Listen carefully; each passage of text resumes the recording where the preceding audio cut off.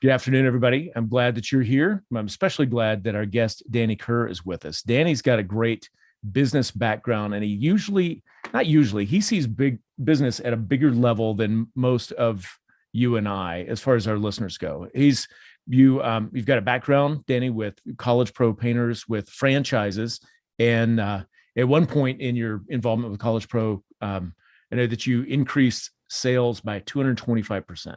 So you're definitely a sales rock star, but it's not enough to just be a great salesman to grow a company. You've got to have systems. You've got to have things that support that. But and you can correct me if I hit it wrong, but I think in 2015 you co-founded Breakthrough Academy. So Breakthrough Academy, you're located in Western Canada, and you guys work with hundreds of high volume, high growth service businesses to help them maximize their company, to help them maximize their growth and their profits. Basically, and I think on your website it said you've helped hundreds build automated kick-ass businesses, or maybe there's in your bio, but does that sound about right? That sounds about right. Yeah. What else does everybody need to know about you, Danny? I don't know. I grew up not being a business guy. I grew up in relative poverty without anybody ever inspiring me to run a business except for this little company called College Pro Painters that you mentioned. And it was 8 years of my life that fundamentally changed my paradigm on what it means to create a future for yourself, to create your own reality. I think, prior to that, it was $800 a month on welfare with my mom. And, I was a smart kid, but I wasn't, I thought life was about going to school or just get a job. And those are your two options, right? And I kind of, through entrepreneurship, realized there's this whole other path that a lot of us don't realize until later in life. And so I was blessed to find that out when I was about 18. It was when I started my first company, and super dyslexic. So I've never learned in the traditional way, but this really, it clicked for me. And spent a couple of years being a franchisee for them. Then I got into management of franchises. So we had about 150 franchises under me and a guy named James Dale, and we oversaw about 1,000 painters. And that was me for better part of my 20s. And when I left all that, I was at a place where I was like, if I'm honest, I don't love painting, but I really love leadership and I really love teaching and development. And I decided, like, what better way to make a living and to run my own business than to do something like that. And I looked at the franchise model, like, do I build my own franchise and just teach franchisees how to do this system that I can create? Or do I just disassociate with a brand and a franchise and actually just build the system itself? And so me and my business partner, Igor, got started on that in 2015. He had just finished building Shack Shine window cleaning, which got franchised and acquired by 1-800-GOT-JUNK. And we felt like we had the tools and the background and the knowledge to really do something. So we did. And we're 6 years in now. We've got 32 staff and 420 active companies reporting in every 2 weeks. And we manage quite a world of people. And we've learned a lot, I would say, through that process in itself, just seeing what works and what doesn't. And I'd say there is a way to scale and manage a contracting or service company that we've documented in such a way now where it's, I wouldn't say plug and play, but it's very like paint by numbers, follow the steps. People can, stop trying to reinvent the wheel. Like, we've kind of figured it out. So, yeah. Okay. Because that's one of my adages is don't try to reinvent the wheel, just find a good wheel and start spinning it.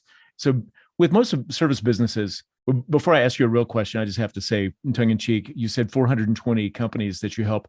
And please tell me that your 420th company is a cannabis company. You know what? It's all contractors. So it's all people in service businesses and trades. So every single person, landscaping, painting, renovations, window cleaning, roofing, that kind of world. So actually we don't market towards, and actually we often don't accept somebody who's outside of those kind of worlds. Yeah. So, yeah. So most small business people, service business people, we all take a lot of pride in our companies. We feel like we're unique and all that. But the honest fact is they're not really very different. It's like my company, a painting company, a landscape company, they're 94% the same and 6% unique. And that 94% is where you guys live, breathe, and help people grow. Yeah. I think about it like there's an internal engine that turns the management structure of most companies, and we are that internal engine. Now, people will paint and put all kinds of different siding over that engine to make it look unique, but what's internally in there that works is, and it's not even just our idea, right? This is business practices that have existed for hundreds of years that I think, in many large organizations has been incorporated for a long time. Just new businesses have to kind of figure it out on their own. And we're just like, look, like, let's just build it for them so they don't have to go through that arduous 10-year journey and can shorten it down to like 2 or 3 years. Yeah. So. Yeah. So you have franchise level systems from marketing, sales, admin, production. Yeah. What are other key areas? I mean, and it's what's interesting about what we've built is it's not just about the little titles of these areas. It's actually how they all work together. Okay. So, we will start with the financials and figure out what the budget needs to be, what the actual like gross profit margins need to be, what the variable expenses percent-wise should hit, what the overhead should be, and what the net should be. And when we know that, we can decide exactly how much revenue needs to be in place to hit year end. And so when we know revenue, we can break back the sales plan and we can figure out how many leads, estimates, and jobs are required, and by week and based on seasonality when we should be booking those jobs. And based on the production plan, we can see how much production is required by week and how many labor hours in the field are required to execute on that. And so we can start with just building a plan like that, where we can see numerically what needs to happen and then what needs to happen weekly to make it all come together. And when we're done that, we then need to move to the org structure, and we need to say, well, who does what? Who delivers on what number? Because if people aren't in charge of numbers, it's just the owner trying to do everything themselves. So how do we get the sales team engaged, and what dollar do they need to hit? What closing ratio do they need to hit? What gross profit margin do they need to book the jobs at? With the production team, what production number do they need to hit? How many hours do they need to produce by year end? What quality rating do they need to bring in from the customer? Everybody should have a metric. And when you do that, then you start to think about leadership. So you're like, how do I lead my people to hit that number? So there's like a weekly meeting rhythm that you can put in and a way to track them so that they can kind of hit their goals. When you figure that out, you're like, wait a minute, I'm missing a couple of people that we can't build to the size if we don't have these 6 roles. It's like, great, now we know a year in advance who we need to hire. So now we can reverse engineer the hiring process and who we need to recruit for and what the interview questions need to be. So everything we teach is done in a way where it's interlinked with the next decision making. So It's not just like, hey, I need help with marketing, help me market. It's let's look at the whole thing.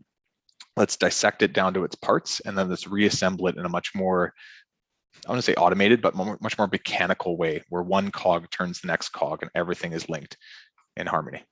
Okay. And so with Breakthrough Academy, when you guys do this, you bring a new, you onboard a new company to do that. Is it a 1-year track? Is it a 5-year plan? There's some layers there. It's stages. So there's 6 weeks of like pure unadulterated content. It's just like, here's the big picture, right? And so people are like, holy mackerel. Okay. First, they get it. They see the vision now. It's very clear. They have all the like details of how to do it, but none of it's done, right? So you spend 6 weeks getting them almost like a business plan and understanding all the documents and processes that are going to be involved in that business plan. So that's the first step. And now that we've kind of like casted a joint vision, we can now go execute it. So I find the first year for most of our members is almost like their first kick of the can. It's like, this is our first time to put in like real, KPI tracking, real like leadership and accountability for our staff, real job descriptions, real recruiting processes with real interview process that's documented and like, repeatable. Mm-hmm. They kind of like try it for the first year. And I would say in that first year, they learn a lot from trying it. They make some big mistakes along the way, but they're much more like equipped now with the reality of what comes out of an Excel sheet, right? It's like building an Excel sheet is nice, but what is it like in day to day to get it filled out by your team? What is it like to see the numbers go down and problem solve how to get them back up and see them come back up based on field visits and leadership tactics? And so year 2 is a lot about refining that to a point where it's more humanized. It's more realistic. Like you're not going to run this thing like a computer program. Like there is the human element, and how do you still lead through layers at scale? And then year 3, a lot of our guys have kind of mastered the basic management structure. They've stepped out of the day-to-day. They've got a lot of their management team taking over. And now it's just about what's next, right? Do you want to sell this thing? Do you want to scale it up even more? Do you want to grow by divisions? And how do you as a leader really start to cast that vision down to your team and help them actually be the builders of the next stage and not just have it be you? Yeah. When people get to that point, at that year 3, and they want to, build, scale, or sell, do they start to bring, what's the level of involvement their team leadership has? Like, do they bring them to I don't know if you guys meet in person, probably with COVID not, but how do you guys do that? How do we do that? So they meet with their coach, usually one-on-one every couple of weeks. And then they have a mandatory, I wouldn't say mandatory, but a pre-scheduled bi-weekly group meeting as well. It's like a board of directors style meeting that they're in. Okay. And then there's educational videos that are all documented online. So usually it starts with their management team, kind of just they have access to the knowledge library. They're going through some of these lesson plans that the owner's wanting them to go through. And that might be kind of in year 2 a little bit. Mm-hmm. Not everybody, but some of them have their management team with them through the whole thing. So it's like, hey, I'm a good visionary, but I really struggle with implementation. So I have my ops manager or whatever it is, who's kind of my right-hand person. They're with me through this whole piece. And if they're not in right away, by year 3, they're definitely taking it on. Our members have asked us quite a bit at this point to create a program just for their management team. So one silo for sales managers, one silo for production managers, and one silo for office administration.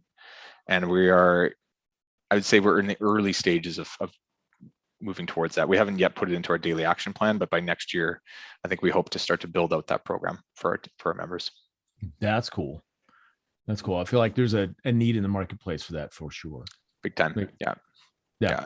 So with the number of businesses that you guys have helped or are helping now with active clients and such, what's the really low hanging fruit that anybody that's listening to this, you go, hey, you need to fix this. Right. Like, this is something that everybody misses. They always put it off. And if you just fix it, I mean, you talked before we went live, you've got a cheat sheet or a little, a miniature action plan that anybody that can walk through it can save 5 hours a week. I mean, that's pretty simple, but what's a lever that almost universally gets missed? Yeah, it's realizing that to make real change, it takes real time, right? You can't just will your vision into existence by being loud about it, right? It's like at some level, like you need to have a very clear drawn up business plan that is executed on and measured on a weekly basis. And the economy is going to change. COVID happened. Like we have to have a way to adjust. We have to be very clear, like, hey, you know what, like my team is really struggling with quality issues. I can go and just take care of that issue with that customer, or I can spend the next 6 months building out a training process to make sure quality is assured on site by creating standard procedures and checklists for them to follow. That takes time, right? Yeah. And I think a lot of people, especially as they get rolling, they get more and more inundated because their business is growing bigger than their ability. And they get caught up just being like, I'll just have to manually fix it. And they become the button pusher, man. I remember that song. I don't know if you know that song. So-and-so pushes a button, then he pushes another button. This is when we were kids. Anyways, don't worry. Maybe it's a Canadian.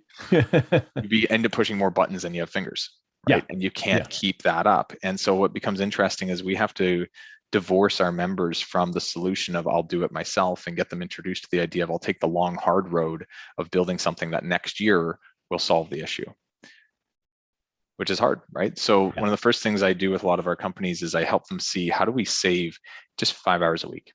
Because the reality is, as much as it's cool to build out business processes and do all the stuff that we do, if you do that 40 hours a week overnight, you're going to go broke because you still have a company to run. But if I can get you 5 hours a week of time back and use that towards some of these processes, we can make movement towards the future. So one of the first things I do, very simple, right? And everyone can do this that's listening. And we'll have a little exercise you can download too for this. Just make a list. Make a list of everything you do in a week. What are all the things that are going on? Everything big and small. Don't leave anything out. Be as detailed with that list as you possibly can. Read through it and start to circle the stuff that's the highest time consumption and lowest skill, right? So there's going to be things like, why am I doing crew moves? Like, why am I basically like reconciling payroll at the end of the week? Or like, why am I doing that? Well, because I've always done that. Well, because I don't really trust so-and-so, so I'm going to do it. Like, start to relinquish that and say, okay, well, these are all things that are getting in my way for my ability to grow my company. They might solve my problem next week, but they're really getting in the way of next year.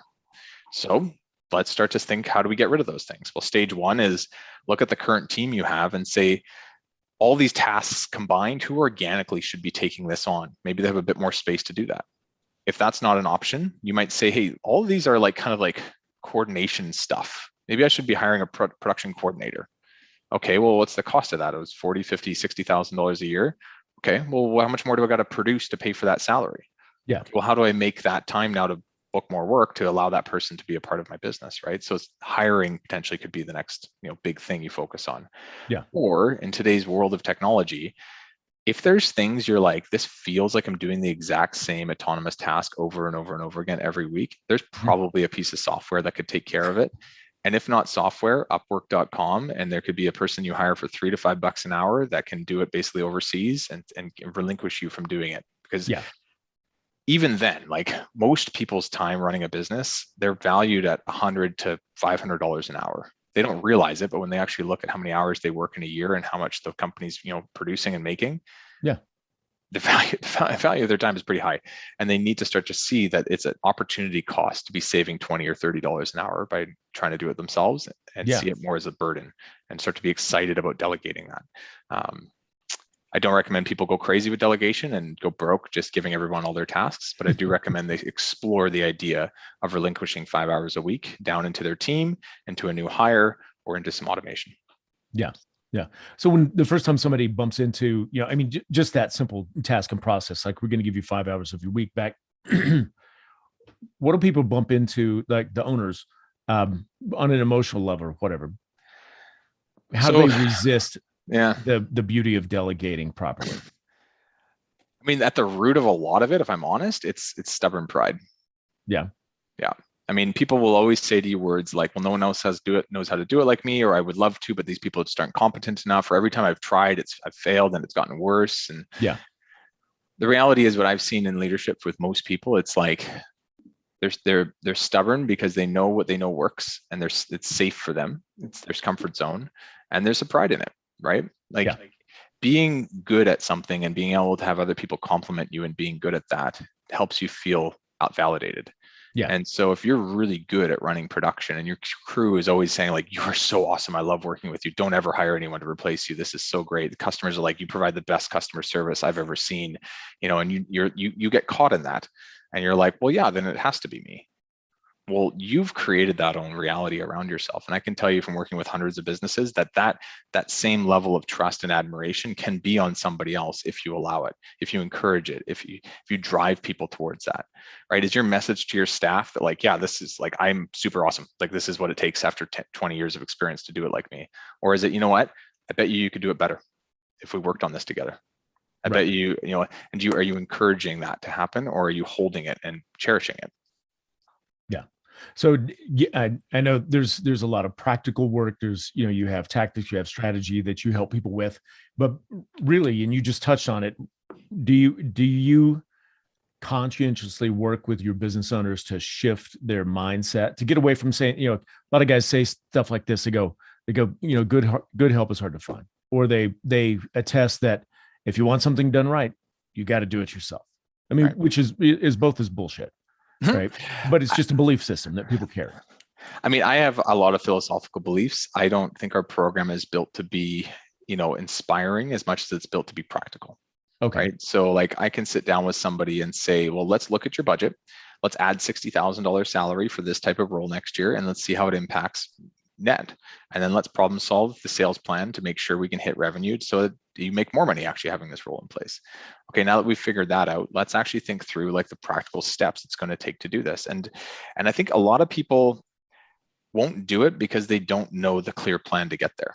They know where they are and they can see the destination. But when somebody literally like clear cuts a path that's like clear as day to follow, and you can see through the data and you can see through past experience of others that it is quite doable, they'll start to have the courage to work the path, right? And if somebody doesn't want to, I'm not in a position to force it. It's their business, it's their personal life. There's things that they need to commit to, because they're the owner. I can't like force an owner to go do something. It has to come from them. But I can certainly create a lot of confidence and freedom for them to be able to know that this is high likelihood of going well. Because there is, I think in business, there is emotional decisions and then there's data-driven decisions. And I think if you can have a bit of both, you can make a much more sound future for yourself. If it's all emotional, then you can create some train wrecks along the way. If it's all data-driven, then you can really hurt some people along the way. But if you can combine both, I've seen anyways for our company and a lot of the members we work with, they make good, sound decisions that in the moment don't even seem to the untrained eye like a good idea,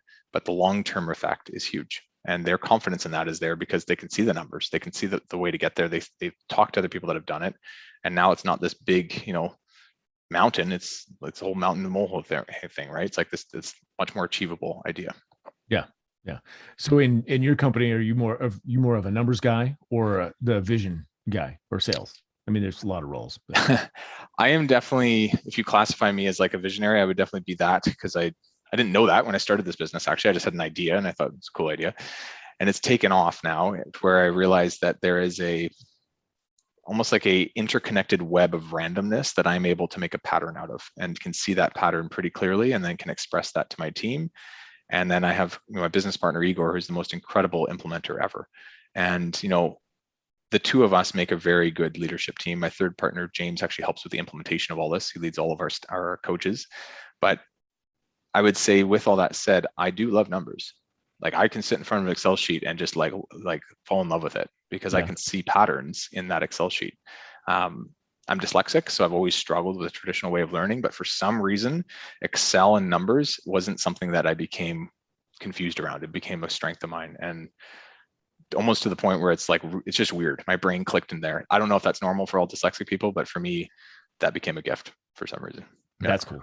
You have somewhere in your house, you have like a pegboard up on the wall, like A Beautiful Mind with Russell Crowe, and you're like connecting all these dots and yarn and images, like making patterns out of chaos. You know what's interesting is a lot of people ask me, like, what books do I read, or like, what's a good business book? I don't read business books. I don't think I've ever read one in my life. Really? I've read a few parts of them, and I've listened to audiobooks for sure of a couple. I'm very interested in the future. I'm very interested in the past. I'm very interested in religion and faith. I'm very interested in human psychology. Yeah. I'm very interested in very like a wide range of topics, that when I make decisions, all of those insights help carve my decision making into something. And I find, as a visionary, it's trying to create your own reality. And you can't do that from what just other people have done. And sometimes I do. I love what other people have done, and I use that idea. But it's for me, anyways, much more artistic or creative to be able to incorporate human psychology along the way, and think through history, and look at what's currently going on economically. And then the decision becomes very unique, and it becomes usually a much more bang on decision, because it has to do with more than just a business. Yeah. And it's also probably a more informed decision, also a more proactive decision, not a reactive decision. Like, news says this, and you're like, oh shit, we better do that. I conduct a very informal experience. I read quite a bit. I love to see what's on other people's bookcases. And so I started paying attention to, like, some of our wealthiest clients. If they had a library or something, if they're home, I'd ask, do you mind if I take a look at, and everybody's very proud of their book collection. But I found that our wealthiest or most interesting and successful clients, their bookcase was filled with history, philosophy, religion, the art. That guys that are climbing the ladder, it was Robert Kiyosaki and all the business books that you're terribly familiar with. But the guys that really were moving the needle on a deeper level, they weren't reading about how to make $1 million in real estate. Yeah, totally. Yeah, no, I didn't know that, or I don't know that for my own experience, but I find tradition. This is coming weird from a person who does business coaching. I find traditional business boring. I find it's just the same thing, and this is partially due to my own life of being in it since I was 18 and just working with hundreds and hundreds of people. It's come to a point now where I see business for me as a creative expression, and there is so much that can be done when you understand your values and are able to express them in such a cool way, right? Like, really neat entrepreneurs. Everyone knows Steve Jobs and Elon Musk and all these people. What's neat is they're like, when you look at the iPhone, you're like, what is this thing? Yeah. It makes sense to us today, but like, man, go back 20, 30 years, like, what a strange thing. Yeah. And it came out of the mind of this individual, right? And it was based in so much more than what's going to sell. Yeah. Yeah. It didn't come out of a study group or a research group. When you ask a bunch of questions and find out, what do you think people want? It came way ahead of that. Yeah. Yeah. That's cool. All right. Let me actually, I haven't looked at my list of questions yet. So I'm going to look at them and see which ones we haven't already hit, and ask you a couple of things. So let's just, for a couple of minutes, let's talk about systems and processes. Now, we already have been there. There are certain set systems and processes that you help businesses install, where they have missing gaps, or strengthen the ones they already have. But does Breakthrough Academy follow a system and process similar to the ones that you coach people through? Absolutely. Yeah. So we literally download our own documents out of our own library and literally use them for our strategic planning, for our job descriptions, for all of our stuff. So we have to obviously edit them because they're built for trades, Yeah. but we use them for our company, which is kind of funny. Yeah. Okay. Oh, cool. Yeah. So you take the your own prescription, and then, well, dang it, Danny, you did such a good job already. You've already answered almost every question I had written down here just in the course of our conversation. What are like 2 or 3 ways? So I'll back up a step.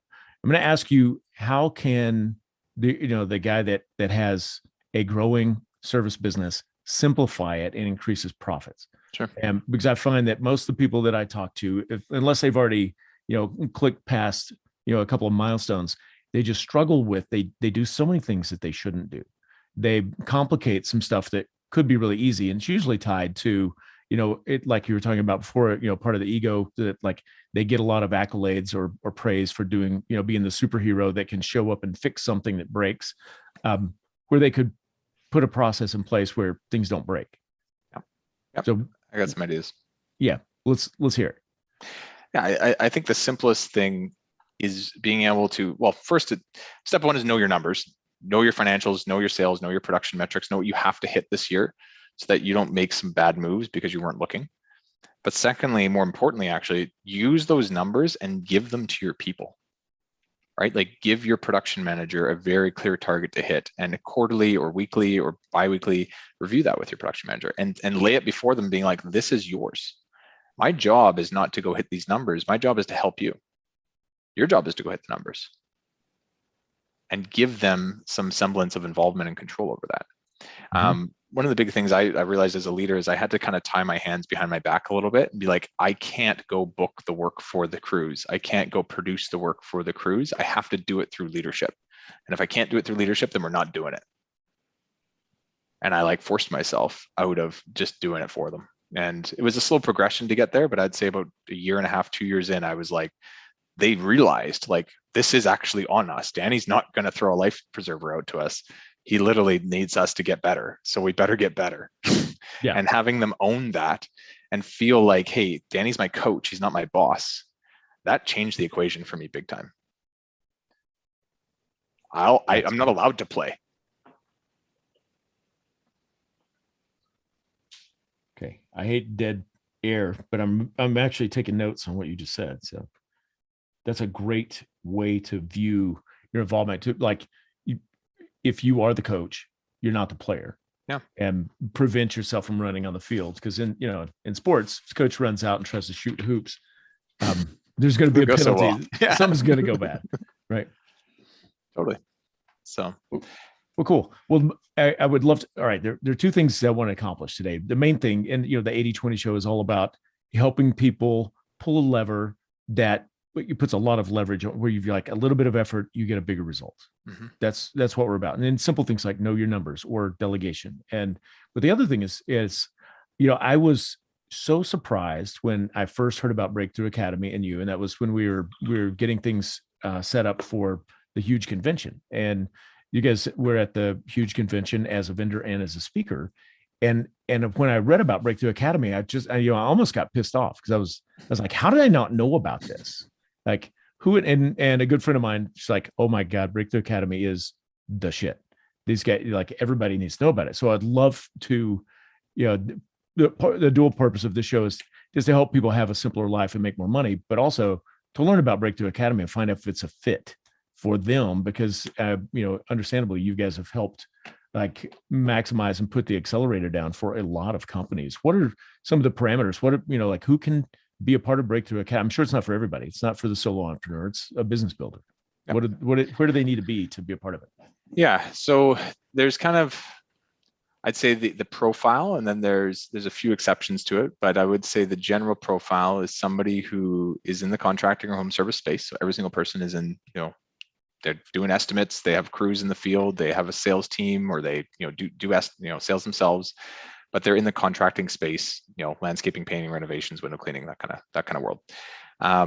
Most of them are between $1 million and $20 million in revenue. So we really cater to the people who have a team and have, are starting to build or have built their leadership team and are trying to build themselves out of the day-to-day.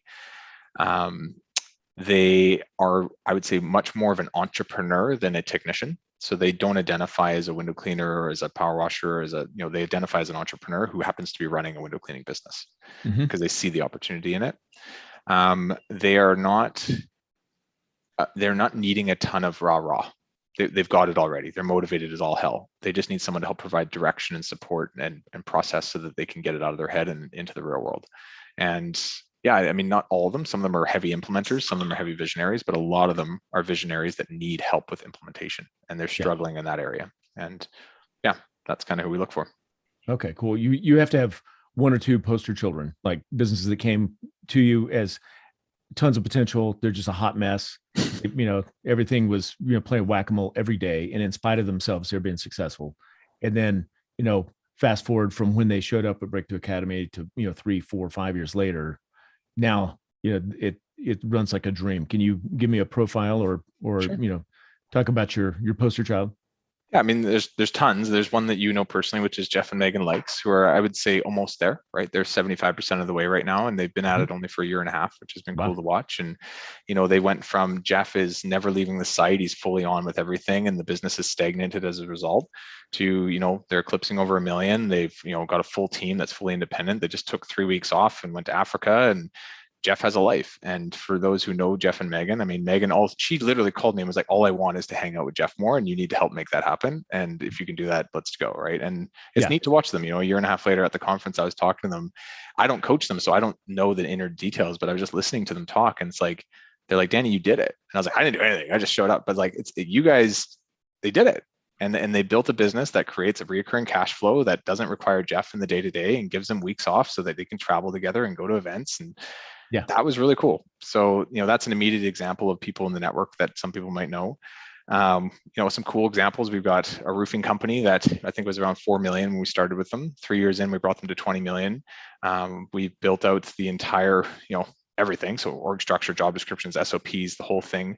We actually did it for them, which was interesting, for free, with the exception that we can actually model their business for all the roofers across North America. So there's about 100 roofing companies right now that use their management model based on our input with them, which is really cool. So that's a guy named Randy Brothers, who runs Elite Roofing in Colorado.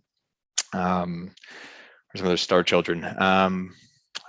Beyond Foam in Calgary, just 2 owners running, I think they were about 1.5 million when I met them. I think they're around 7 or 8 million now, 3 years in. Similar story, fully out of the day-to-day. They've created different divisions now, so they do different services, and they basically are starting to brand out those services. They're pretty neat. We took them out to Mexico and built a couple of houses with a bunch of our members and client or staff. Oh, cool. And they are now doing that as a part of their internal business process and giving back, and create a whole give back program. And there's hundreds of stories, but it's neat to watch. A, people do what they plan to go do under our banner, and B, be influenced by who we are as a company and start to utilize that and do something different in their own lives. So, yeah. That's cool. It's got to be richly rewarding to see people go from, basically a servant or a slave to their business to having freedom, like enough freedom so they can do the stuff that they dreamed of doing. That's probably why they started the business in the first place. Yeah. And there's some people who listen that will get this. I've got definitely clients who reach a place. It's kind of, I call it like the desert. They did it. It's done. They have time now, and they don't know what the hell to do with themselves. And it's interesting because, I remember even one, like last year we were chatting and he called me kind of in a panic, just being like, I don't know what to do. Like, I feel guilty, like my team's working and I'm not, and I don't like, and I'm like, he's like, should I start another business? I'm like, dude, like, chill out. You've got kids at home. Like, why don't you spend a year just reflecting on what's important to you in life? And before you run to the next idea, just enjoy family time and enjoy your own time and just have space and for the first time in your life, reflect. And you can still go do another thing or be an entrepreneur in any way you want to be, but take some time because it's rare and you may not have it all the time. And so, I don't know, my message for anyone who's at that place in business, it's, we live in a capitalist society, but we're told if we're not, churning out 110% all the time, we're failing. But I do think that there's a thing called a life to be had, and you need to make sure you have it along the way. And when you've achieved some of these levels of success, don't run to the next thing, gain perspective. And your next idea might be that much more powerful as a result. Or you might realize that business is just one aspect. There's other things to go spend time doing. Yeah, for sure. For sure. Yep. And, if we people get caught up, one, their identity is caught up in their business often. Yep. And without it, they don't know what to do or who they are. But, Yep. to be able to step back, the first time I gained a little space, went from, your typical 60 hours a week to 20, and had some systems and teams working. I was like, oh my gosh, this is amazing. I have time. I could have lunch with my wife. And, of course, immediately I joined, I got on 2 or 3 nonprofit boards, and, I just filled the vacuum of time so fast. And then I felt like a goof because I had to back out of some of those commitments, because I realized, I've got children at home, teenagers. I could be spending some more time there. So it makes a big difference to pump the brakes, take a breath, and enjoy where you are. Yeah. I think about myself and I'm like, am I Danny the business guy, or am I Danny an artist? Am I Danny the dad? Am I Danny, the guy that loves snowboarding and going 4x4ing? And am I, Danny the guy's designing interior designing in his home? Like, I've got all these like Dannys inside of me, and I'm kind of like, I'm gonna let some of those Dannys out. Like some of them are like, they're really excited to get out and do some stuff, and so let's go do that. And that's even for me been my life in the last year and a half since COVID hit. I've really changed my focus from being all business all the time to trying to fill it with things that are important and interesting to me that don't necessarily have to do with business. It's been since I was 18, right? It's been a long time, but there's a lot more life to have, and I want to make sure it's filled with more things than just a business. So that's very cool. Very cool. Well, before we go, what's something that you would tell our audience? Like, one, I'll reiterate to everybody, check the show notes, because we've got this really cool tool from Danny Breakthrough Academy that's going to help you recapture and save 5 hours a week. So do that. But what are you've touched on a lot of things, but you're like, here's your parting words. Here's your big advice to everybody that's listening. I think for a lot of us, especially when we're trying to make change in areas that we've never made change before, aka create time to work on the business or step out of the day to day, or for those who are past all of that, create some space to enjoy your life in different facets. Be careful not to say you can or cannot do something, because I find, especially in this world we live in with ego, we often will prematurely say we can do something. I can do that. I can take care of that. I got that. We can do that. But you don't know what the hell you're doing. What are you talking about? Stop it. You're lying to yourself, and you kind of know you are, and like you're putting yourself into a bit of a corner. Don't also say, I can't do that. That can't be done. I've tried that in the past. That doesn't work. Not for my industry. My business is unique. It doesn't work for me. Because now you've stopped all problem solving from ever getting out of that issue. Instead, approach it with the mentality of like, how can I? If we're forced to, what would be some options? And you don't even have to have the answer that day. Just constantly be in the state of how can I? And when people ask you if you figured it out, be like, I'm in the process of figuring it out. And it allows your brain and gives you permission to slowly work on issues that are much more long-term than just a daily snap decision with a quick idea. And it allows you to work through things that you're not committed to an end result being a certain way, but you know that you can move towards the right direction versus backwards. And so it's a very, just I would say, like, humble, genuine way to be. And I think it opens the doors for people to help you and for you to be open to receiving help in your business, your life. And I've learned so much, because I honestly will always put my hand up and be like, I don't know, but I'm in the process of figuring it out, because anything can be done given a certain amount of thought and effort and attention. But I don't need to know everything right overnight. And I also don't need to shut things out and say what can't be done, because the world changes a lot. The variables change a lot. And who am I to say? Yeah. Oh, for sure. Well, cool. Well, that is, we step from business almost to philosophy, but sorry. It's like, no, it's great, because so much of progress or lack of progress or people getting stuck is just a belief in their head. Mm-hmm. They go, I can't do that. I could never do that. Instead of saying, how can I do that? Or I don't know, but I'm in the process of figuring it out. That leaves it open for the solution to appear, or, you get inspiration in the shower, or you meet somebody that says, oh, we used to do this all the time. Here's the easy way to go. No. Yeah. And sometimes 2 or 3 layers removed. It's because I was open to it. I found this, which didn't solve the problem, but I met this person. And then I went and did that, which gave me some insight, which reminded me of this random thing over here, which then got me to do this, which now I've got that. And now it's fixed. But you would never gotten there had you not stayed open through that process. Yeah, for sure. That's brilliant. Well, Danny, thank you very much for spending time with us and talking about Breakthrough Academy, but most importantly for our audience, like helping people understand that you don't have to work so damn hard. You can make the process simpler and more elegant and get more results with less effort. So And the thing I enjoyed most about our conversation is just the aspect of creating freedom in your life, freedom for choices, freedom from time, freedom to just stop and reflect, which is not a North American culture piece generally. So, Totally. Yeah.